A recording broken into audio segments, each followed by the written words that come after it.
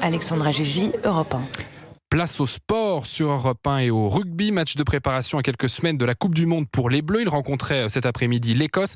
Colin Abgral, première défaite en préparation pour les Français, 25-21. Ouais, absolument. Une petite désillusion pour l'équipe de France. Il y avait d'abord eu un premier acte maîtrisé avec un premier essai dès la 12e minute grâce à Baptiste Couillou. Un deuxième inscrit par le jeune Louis Bielbarré, 20 ans, qui fêtait sa première sélection, comme c'était le cas d'ailleurs pour deux autres joueurs cet après-midi. Et puis un troisième juste avant la pause, inscrit par Cameron Wauki, 21-3 à la mi-temps.